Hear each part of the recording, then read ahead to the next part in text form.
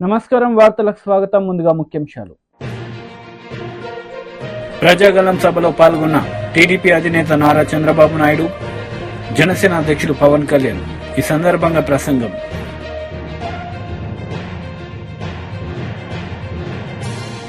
BJP MP Laxman media సమావేశం. ఇరు పార్టీలపై fire.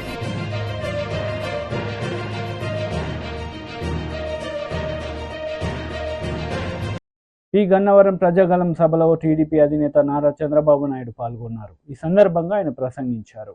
Side ఎలక్షన్లు జరిగాయి. ఇప్పుడు ఇద్దరం కలిశాం. మూడోది నరేంద్ర మోడీ గారి నాయకత్వంలో ఉండే బీజేపీ, ముగ్గురం కలిసి వచ్చాం. ఇంకా తిరుగుంటుందా తమ్ముళ్ళు అని మిమ్మల్ని అడుగుతున్నా.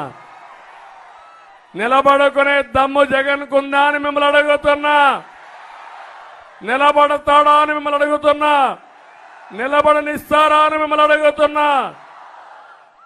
అందుకే అందరూ మీరే కాదు, కడాన ప్రభుత్వ ఉద్యోగులు ఎవరైనా ఒక్క ఉద్యోగి బాగున్నాడా? ఇక్కడే పోలీసులు ఉన్నారు. పోలీసులు మీకు కూడా ఒక్క విషయం నేను చెప్తున్నా. జగన్ దెబ్బకు రాష్ట్రంలో మొత్తం భ్రష్టు పట్టించే పరిస్థితి వచ్చాడు. గంజాయి బారిన పడి మన యువత చెడుదారిన పడే పరిస్థితి వచ్చారంటే దీనికి కారణం ఈ ప్రభుత్వం అవునా కాదా అని మిమ్మల్ని అడుగుతున్నా. అందుకే మా ఆలోచన, మా బాధ మీకోసం ఆలోచిస్తున్నాం. రాష్ట్ర ప్రయోజనాల కోసం ఆలోచిస్తున్నాం. ఒక దుర్మార్గమైన ప్రభుత్వం నుంచి ప్రజల్ని కాపాడుకోవాలనే ఆలోచనతో ఈరోజు 3 పార్టీలు కలిసి వచ్చాం. 3 జెండాలు వేరు, కానీ మా అజెండా ఒకటే. అదే అజెండా సంక్షేమం, అభివృద్ధి, ప్రజాస్వామ్య పరిరక్షణ ధ్యేయంగా వచ్చాం. మళ్లీ రాష్ట్రాన్ని నిలబెట్టడానికి, ప్రజల్ని గెలిపించుకోవడానికి, మన పిల్లల భవిష్యత్తు, ఉజ్వల భవిష్యత్తు ఉండడానికి మీ సహకారం కోసం వచ్చాం. సహకరిస్తామని, అభ్యర్థులను గెలిపిస్తామని గట్టిగా మీరందరూ కూడా సహకరించాల్సిందిగా నేను కోరుతున్నా. ఇక్కడ దళితులున్నారు. ఈ జిల్లా పేరే అంబేద్కర్ కోనసీమ జిల్లా. ఇక్కడ అభ్యర్థులున్నారు. ఒక అభ్యర్థి హరీష్ ఎంపీగా, ఇంకొక అభ్యర్థి సత్యనారాయణ ఎమ్మెల్యేగా. నేను అడుగుతున్నా, ఏ దళితుడికైనా న్యాయం జరిగిందా ఈ ప్రభుత్వాలను అడుగుతున్నా. మీరు చూడండి, 27 సంక్షేమ కార్యక్రమాల్ని రద్దు చేసిన ప్రభుత్వం ఈ ప్రభుత్వం. ఒకప్పుడు భూ పంపిణీ, భూమిని కొని దళితులకు ఇచ్చే కార్యక్రమాన్ని పూర్తిగా నిలుపుదల ఇచ్చారు. దళితులకు ఇచ్చిన 12,000 ఎకరాల భూమిని డీకేటీ పట్టా రద్దు చేసి వీళ్ళ ఇష్ట ప్రకారం వేరే వాళ్ళకి ఇచ్చుకున్నారు. ఇది దళిత ద్రోహి కాదా అని మీరే ఆలోచించుకోవాలి. దళిత పిల్లలు బెస్ట్ అవైలబుల్ స్కూల్స్ ఉంటే. వైఎస్ఆర్ ఎమ్మెల్యే మొహమ్మద్ అబ్దుల్ హఫీజ్ ఖాన్ మీడియా సమావేశం నిర్వహించారు. ఈ సందర్భంగా పలు అంశాలపై ఆయన మాట్లాడారు. సూటిగా అడుగుతున్నా, మీరు గతంలో సీట్లు ఎన్ని ఇచ్చారు? ఎమ్మెల్యే సీట్లు మేము ఎన్ని ఇచ్చినాం? మీరు ఎందుకు గెలిపించుకోలేకపోయినారు? మేము ఎందుకు గెలిపించుకోగలిగినాం? మీరు ఓడిపోయే సీట్లు ఇచ్చారు, ఓడగొట్టడానికి ఈ సీట్లు ఇచ్చారని చెప్పి కూడా మైనార్టీ వర్గాలు బాగా గ్రహించినాయని చెప్పి కూడా మీకు తెలియజేసుకుంటున్నాం. గతంలో 5 సీట్లు ఇస్తే ఈ 4 గెలిచినాం. ఈసారి జగన్మోహన్ రెడ్డి గారు 7 సీట్లు ఇచ్చినాడు. 7కి 7 కూడా ఈసారి జగనన్న అభిమానులు, జగనన్న సైనికులు, పేద బీద బడుగు బలహీన వర్గాలందరూ ఖచ్చితంగా ఈ మైనార్టీ వర్గాల నుంచి వచ్చిన బీద నాయకులు ఎవరైతే నిస్వార్థంగా పనిచేయడానికి ముందుకు వచ్చినారో వాళ్ళని గెలిపించుకుంటారని చెప్పి కూడా మీకు తెలియజేసుకుంటున్నా. ఈరోజు గౌరవ ముఖ్యమంత్రి గారు ఒక పబ్లిక్ మీటింగ్ లోనే 2 సంవత్సరాల తర్వాత ఖాళీ అయ్యే రాజ్యసభకు కూడా మైనార్టీని నన్ను నామినేట్ చేస్తానని చెప్పి కూడా చెప్పడం ఇది గొప్ప విషయం కాదా అని చెప్పి నేను మీకు సూటిగా అడుగుతున్నా. మీకు చిత్తశుద్ధి ఉంటే, నీతి ఉంటే, నిజాయితీ ఉంటే 350 రూపాయలకు ఇచ్చే, అది కూడా దాంట్లో పురుగులు, దాంట్లో నాశకరమైన పదార్థాలతో కూడిన ఆ తోఫా ఎన్నోసార్లు తీసి ఇప్పి జనాలు చెప్పినారు, ఇదే మీరు పంపించింది చంద్రబాబు నాయుడు గారు. దాంట్లో కూడా డబ్బులు దోచుకొని తిన్నారు మీరు ముస్లింల పేరు చెప్పి. మీరా మాట్లాడేది అని చెప్పి నేను మీకు సూటిగా అడుగుతున్నా. ఒక లీడర్ అంటే కులాలకు, మతాలకు, ప్రాంతాలకు అతీతంగా ప్రేమించాలి, ప్రతి ఒక్కరిని సమానంగా చూడాలి. ఈరోజు జగన్మోహన్ రెడ్డి గారు వచ్చిన తర్వాతనే మైనార్టీలకు కానీ, ఎస్సీలకు కానీ, ఎస్టీలకు కానీ, బీసీలకు కానీ సమానత్వము అది రాష్ట్ర బడ్జెట్లో ఉందని, రాజకీయ ప్రాధాన్యతలో ఉండని వచ్చింది అని చెప్పి విషయము వాస్తవం కాదా అని చెప్పి నేను సూటిగా అడుగుతున్నా. ఈరోజు 175 ఎమ్మెల్యే సీట్లు, 25 ఎంపీ సీట్లు ఉంటే, మొత్తం కలిపి 200 సీట్లు ఉంటే YSR Congress party is the only party 50% of the seats ని ఎస్సీ, ఎస్టీ, బీసీ, మైనార్టీలకు కేటాయించింది వాస్తవం కాదా అని చెప్పి నేను చంద్రబాబు నాయుడు గారు అడుగుతున్నా. చంద్రబాబు నాయుడు గారు గాని, పచ్చ మీడియా గాని అబద్దాలు మానుకొని మీరు ఏమి చేసినారు గతంలో మాట్లాడండి, రేపు ఏమి చేస్తారో మాట్లాడండి. కానీ ప్రజల్ని మాత్రము తప్పుదావ పట్టించే విధంగా, మభ్యపెట్టి ఇచ్చే విధంగా, వాళ్ళని తప్పుదావ పట్టించి ఓట్లు దండుకునే విధంగా మీరు చేస్తే మాత్రము ఈరోజు ప్రజలు మీకు వినే పరిస్థితులు లేరు చంద్రబాబు నాయుడు గారు అని చెప్పి కూడా నేను మీకు క్లారిటీగా చెప్తున్నా. ఈరోజు వైఎస్ జగన్మోహన్ రెడ్డి గారు వచ్చిన తర్వాతనే మాకు రిజర్వేషన్ ని కంటిన్యూ అవుతుందని చెప్పి ధైర్యం వచ్చింది. జగన్మోహన్ రెడ్డి గారు వచ్చిన తర్వాతనే ఉర్దూని సెకండ్ లాంగ్వేజ్ వచ్చింది. జగన్మోహన్ రెడ్డి గారు వచ్చిన తర్వాతనే మైనార్టీ సప్లాన్ వచ్చింది. జగన్మోహన్ రెడ్డి గారు వచ్చిన తర్వాతనే ప్రతి ఒక్క పథకంలో సమానత్వం వస్తుంది అని చెప్పి మాకు ఒక భరోసా కలిగింది. జగన్మోహన్ రెడ్డి గారు వచ్చిన తర్వాతనే మేము విపక్షకు గురి కావాల్సిన అవసరం లేదని చెప్పి మాకు భరోసా వచ్చింది. ఎక్కడైనా ఎలాంటి ప్రభుత్వ జోక్యం లేకుండా ఏదైనా ఇన్సిడెంట్ జరిగితే కూడా అది ఎంత పెద్ద ఆఫీసర్లు ఉండని వాళ్ళ పైన చర్యలు తీసుకుంది కూడా జగన్మోహన్ రెడ్డి గారి ప్రభుత్వం అని చెప్పి ఈరోజు మేము గట్టిగా బలంగా చెప్పగలుగుతున్నాం. కానీ అదే మీ హయాంలో బీజేపీ ఎంపీ లక్ష్మణ్ మీడియా సమావేశం నిర్వహించారు. ఈ సందర్భంగా ఇరు పార్టీలపై ఆయన మండిపడ్డారు. దాన్ని అడ్డంగా అడ్డుకున్నటువంటి, వ్యతిరేకించినటువంటి మరి నాయకుడు రాజీవ్ గాంధీ గారు. ఆనాడు కూడా రాజీవ్ గాంధీ స్వయంగా చెప్పాడు, ఈ విపి సింగ్ గారు ఈ దేశాన్ని కులం పేరు మీద విడదీసే కుట్రలు పడుతున్నారు, కాబట్టి ఈ కులాల ఆధారంగా రిజర్వేషన్ కొనసాగడానికి వీలు లేదు. ఏదైనా రిజర్వేషన్ కల్పించాలంటే ఆర్థిక ప్రాతిపదిక రిజర్వేషన్ పెట్టాలని చెప్పినటువంటి రాజీవ్ గాంధీ ఏ రకంగా ఇవాళ బీసీలకు ఇవాళ కాంగ్రెస్ మళ్ళీ క్షమాపణ చెప్పాల్సిన అవసరం ఉందో ఒకసారి గమనించాలి. ఇవాళ మొసలి కన్నీరు గారుస్తున్నారు రాహుల్ గాంధీ గారు.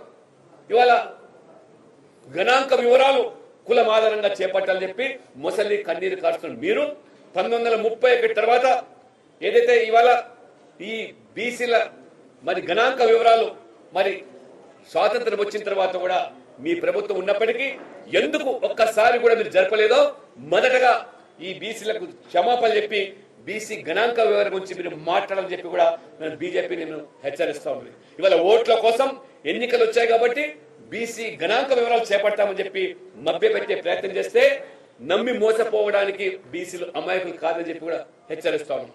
కాంగ్రెస్ పాలిత రాష్ట్రాల్లో ఆనాడు సిద్ధరామయ్య ముఖ్యమంత్రిగా కర్ణాటకలో ఉంటే 300 కోట్ల రూపాయలు ఖర్చు పెట్టి ఆ యొక్క బీసీ గణాంక వివరాలు సర్వే పేరు చేపట్టి ఎందుకు ప్రచురించలేదో, ఏ కాంగ్రెస్ నాయకులు ఒత్తిడికి మీరు లొంగి ప్రచురించలేదో మొత్తం బీసీ సమాజాన్ని కూడా జవాబు చెప్పాల్సిందిగా నేను డిమాండ్ చేస్తున్నాను.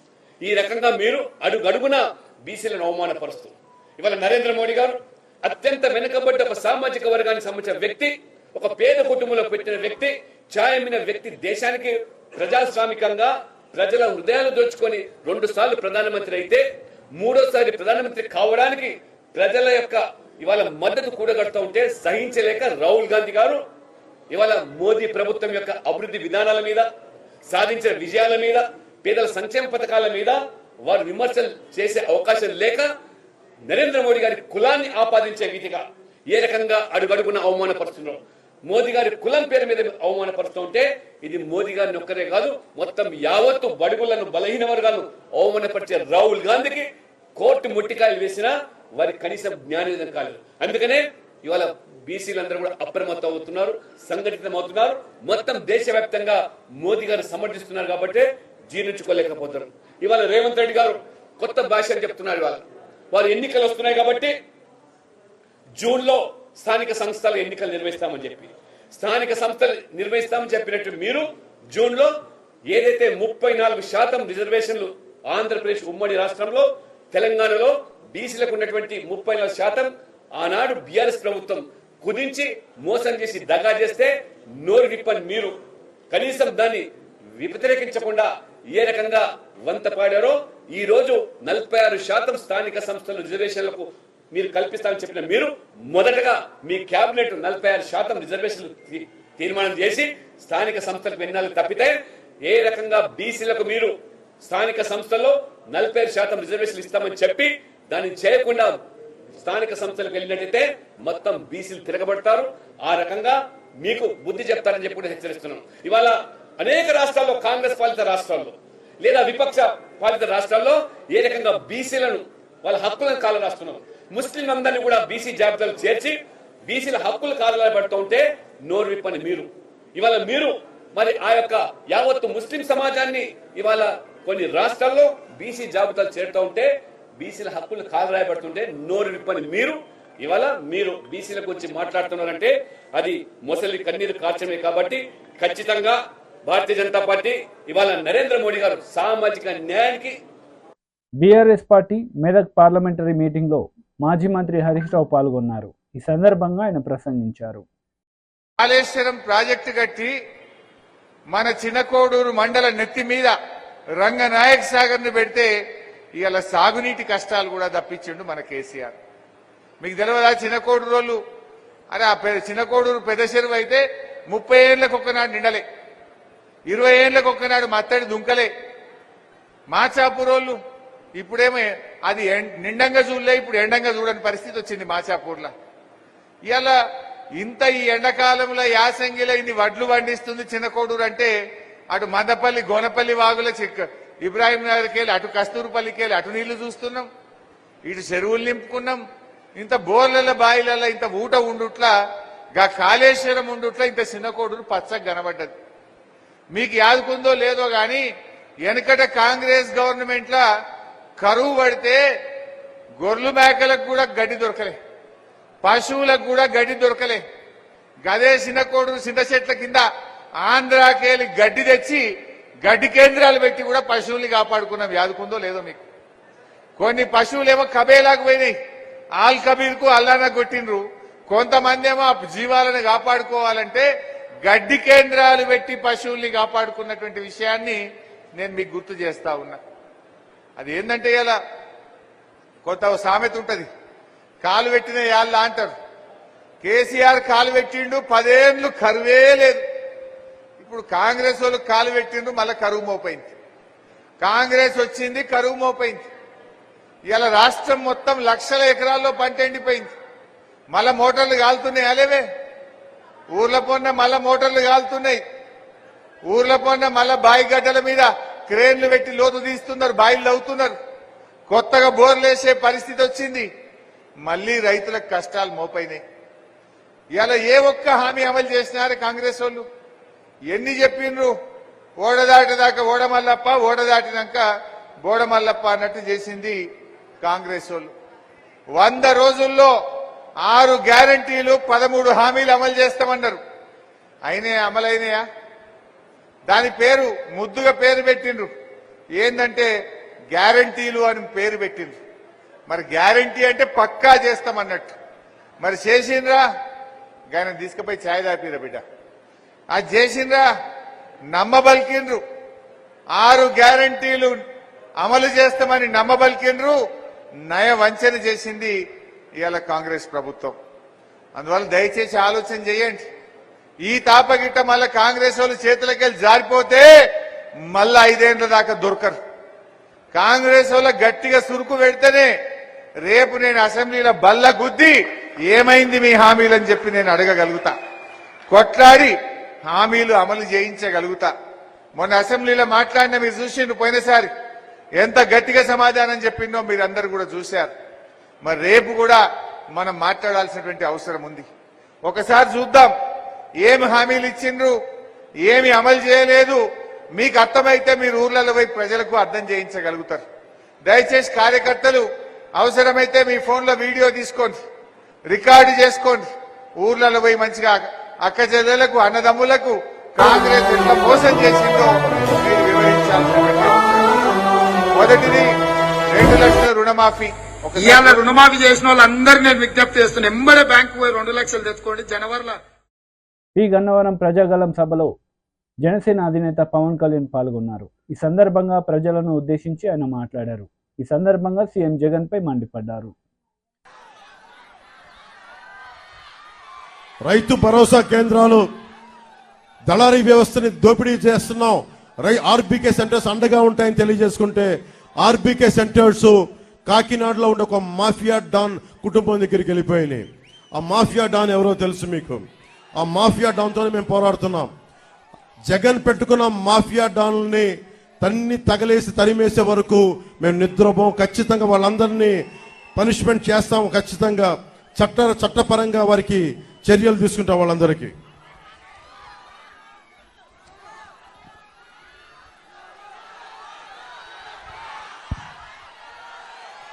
ముఖ్యంగా యువతకి మీరు ఆలోచించండి. మీరు మనం కులాలు దాటి, మతాలు దాటి, ప్రాంతాలు జిల్లాలు స్థాయి దాటి రాజకీయం ప్రయోజనాలు ఆలోచించకపోతే అందరం నష్టపోతాం.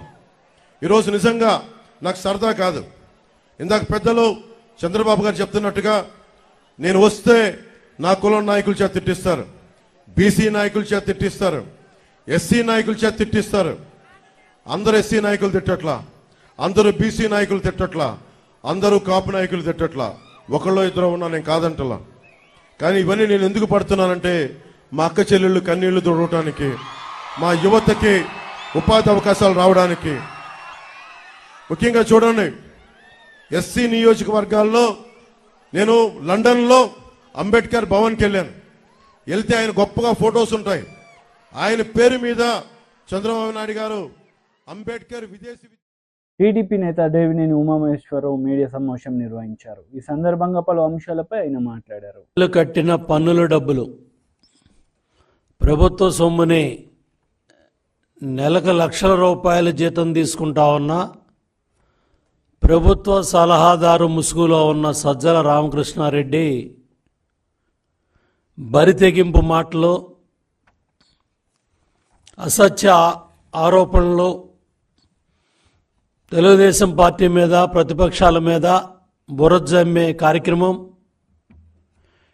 ఈనాడు, ఈటీవీ రామోజీరావు గారి మీద, ఏబిఎన్ ఆంధ్రజ్యోతి రాధాకృష్ణ గారి మీద, టీవీ5 నాయుడు గారి మీద బురజల్లే కార్యక్రమం. ప్రభుత్వం డబ్బులతో, పన్నులు కట్టించుకున్న డబ్బులతో జీతభత్యం తీసుకుంటూ ప్రతి 2-3 రోజులకు ఒకసారి మీడియా ముందుకు వస్తూ ఉన్నాడు. ఆల్రెడీ సిఇఓ దగ్గర కంప్లైంట్ ఉంది. ప్రభుత్వ జీతభత్యాలు తీసుకుంటా ఉన్న 50 మంది సలహాదారులు మీకేం పని? ఈరోజు ఇవాళ ఎన్నికల కోడ్ వచ్చింది, ఎవరో సలహాలు ఇస్తూ ఉన్నారు. మీ సలహాలు ఇప్పుడు ఎవరికి కావాలి? కోట్ల రూపాయల జీతాలు తీసుకుంటూ, జీతభత్యాలు తీసుకుంటూ మీరు ఎవరికి సలహాలు ఇస్తూ ఉన్నారు? ఇప్పుడు ప్రభుత్వం ఎక్కడ పనిచేస్తూ ఉంది? ఎన్నికల సమయంలో ప్రతి ఒక్కళ్ళు ఎన్నికల సంగ్రామంలో, కురుక్షేత్ర సంగ్రామంలో ఉంటే ఇవాళ కోట్ల రూపాయల జీతాలు తీసుకున్న, జీతభత్యాలు తీసుకున్న సజ్జల రామకృష్ణారెడ్డి కావచ్చు, చంద్రశేఖర్ రెడ్డి కావచ్చు, మిగతా వాళ్ళు కావచ్చు, మీరు చేస్తూ ఉన్న కార్యక్రమాలు ఏంటి? మీ మీద ఎఫ్ఐఆర్లు ఎందుకు బుక్ అవుతున్నాయి? ఇవాళ సజ్జల ప్రెస్ మీట్లో మాట్లాడింది ఏంటి? ఏదైనా ప్రజలకు ఉపయోగపడింది మాట్లాడా? ప్రభుత్వానికి సంబంధించి మాట్లాడా? ఫేక్ మాటలో, ఫేక్ చాస్ట్లో, చిల్లర మాటలు తప్ప ఏదన్నా ప్రజల కోసం మాట్లాడింది ఉందా? ఉపయోగపడేది ఉందా? ఓ పక్క సజ్జల రామకృష్ణారెడ్డి పిచ్చవాగుళ్ళు, పిచ్చ మాటలు. రెండో పక్క ఇక్కడ నెక్స్ట్ స్పేస్ బిల్డింగ్ తాడేపల్లిలో, నెక్స్ట్ స్పేస్ బిల్డింగ్లో fake news factory. AP digital corporation ఉద్యోగులు అక్కడ 300 మంది పనిచేస్తూ ఉన్నారు. అక్కడ వైసీపీ పార్టీ ఫేక్ న్యూస్ తయారు చేసి ఇవాళ ఏ స్థాయికి వెళ్ళిపోయారంటే, ఇంటెలిజెన్స్ బ్యూరో ఐపీ ఎంబ్లం మార్చి ఫేక్ సమాచారాన్ని, ఫేక్ న్యూస్ని, ఫేక్ సర్వేలు కూడా ఈ ఫేక్ న్యూస్ ఫ్యాక్టరీలో ఈ ఏదైతే నెక్స్ట్ స్పేస్ బిల్డింగ్లో సజ్జల భార్గవ్ రెడ్డి నాయకత్వంలో అయ్యా కొడుకులు తండ్రి కొడుకులు సజ్జల రామకృష్ణారెడ్డి తాడేపల్లి కొంపలో ఉండి మంత్రాంగం యంత్రాంగం చేస్తూ ఉన్నాడు. రెండో పక్క ఏపీ డిజిటల్ కార్పొరేషన్ ఈ భవనంలో సజ్జల భార్గవ్ రెడ్డి ఈ ఫేక్ న్యూస్ అన్నీ కూడా ప్రధాన ప్రతిపక్ష పార్టీలు తెలుగుదేశం కావచ్చు, బీజేపీ కావచ్చు, జనసేన కావచ్చు, వాళ్ళ లెటర్ హెడ్స్ అన్నీ కూడా ఫేక్ న్యూస్ పెట్టి అధ్యక్షుల పేరు మీద నెలల తరబడి ఈ ఫేక్ సమాచారాన్ని ఫేక్ న్యూస్ని విడుదల చేస్తూ ఉన్నారు సోషల్ మీడియాలో. ఇవాళ బరితెగించి ఇంటెలిజెన్స్ బ్యూరో ఐబీ వాళ్ళ ఎంబలం మార్చి ఇవన్నీ కూడా జాతి ద్రోహం కేంద్ర సంస్థలకు సంబంధించినవి, వాళ్ళ సంస్థలకు సంబంధించినవి కూడా ఎంబ్లమ్స్ మార్చి ఫేక్ సర్వేలు ఫేక్ న్యూస్ ప్రజల మధ్యకు వదులుతున్నారు, సోషల్ మీడియాలో వదులుతున్నారు. దీని మీద చర్యలు తీసుకోమని సిఇఓని కూడా కోరాం. ఎప్పటికప్పుడు సమాచారాన్ని ఇస్తున్నాం, ఎప్పటికప్పుడు తెలియజేస్తూ ఉన్నాం. ఇవన్నీ కూడా అబద్ధాలు వడ్డీ వారుస్తూ ఉన్నారు, బరి తెగించి మాట్లాడుతూ ఉన్నారు. సజ్జల రామకృష్ణారెడ్డి ఇవాళ స్థిరంగా నీతులు మాట్లాడుతూ ఉన్నాడు. ఇవాళ రాష్ట్రంలో వైకాపా కోడ్ నడుస్తూ ఉంది, ఎలక్షన్ కోడ్ నడవట్లా. కొంతమంది పోలీస్ అధికారులు బరి తెగించి మాట్లాడుతూ ఉన్నారు. ఓ సిఐ మాట్లాడుతూ ఉన్నాడు, రేయ్ కాల్చి పడేస్తా, రౌడీ షీట్ తెరిచి లాకప్లో వేస్తా. కారంపూడి సిఐ ఏం చర్యలు తీసుకున్నారని డీజీపీని అడుగుతూ ఉన్నాం, ఏం చర్యలు తీసుకున్నారని సంబంధిత ఎస్పీని అడుగుతూ ఉన్నాం. ఎందుకు వస్తూ ఉన్నాయి ఈ మాటలు, ఎందుకు మాట్లాడుతూ ఉన్నారు కొంతమంది పోలీస్ అధికారులు? కర్నూలులో తెలుగుదేశం పార్టీ నేత శేషగిరి చెట్టిని ఇన్స్పెక్టర్ చితకబాది ఆదినారాయణ రెడ్డి ఇన్స్పెక్టర్, ఆయన మీద చర్యలు ఉన్నాయా అని అడుగుతూ ఉన్నాం సంబంధిత ఎస్పీని, డీసీని. ఈరోజు డీజీపీని కూడా కలవబోతున్నాం, సిఇఓని కూడా కలవబోతున్నాం. ఎటుపోతూ ఉంది? నిన్న ఒంగోలులో బాలినేని శ్రీనివాసరెడ్డి వర్గం బరితెగించింది. అరాచకాలకు అదుపే లేదు. వైపాక గోండాగిరి నిన్న ప్రశ్నించింది, ఒక సామాన్య కుటుంబం మహిళలు ప్రశ్నించారు. మీరెవరిని తీసుకొచ్చారు, మీరేం మాట్లాడుతున్నారు అని ప్రశ్నిస్తే వైకాపా గోండాలు బాది మళ్ళీ వీళ్ళ మీద కేసు పెట్టి హాస్పిటల్కి వెళ్తే హాస్పిటల్ దగ్గర కూడా దాడి చేయడానికి వచ్చారు. అపార్ట్మెంట్ మీద దాడికి వెళ్ళారు. స్వయంగా మాజీ మంత్రి బాలినేని శ్రీనివాసరెడ్డి వాళ్ళ కుటుంబ సభ్యులే బరి తెగించి దాడులు చేయించి ఇంకా ధర్నాలకి ఇంకా కలెక్టర్ కార్యాలయం దగ్గరికి హాస్పిటల్స్కి వస్తూ ఉన్నారంటే అక్కడ పోలీస్ యంత్రాంగం పనిచేస్తూ ఉందా? సంబంధిత పోలీసులు బాధ్యత తీసుకుంటారా? దీని మీద ఎంతమందిని అరెస్ట్ చేశారు, ఎంతమంది మీద కేసులు పెట్టి? వార్తలు ముగించే ముందు ముఖ్యాంశాలు మరోసారి.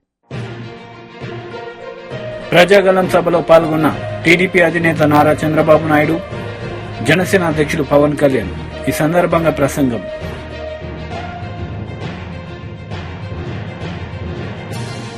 బీజేపీ ఎంపీ లక్ష్మణ్ మీడియా సమావేశం, ఇరు పార్టీలపై ఫైర్.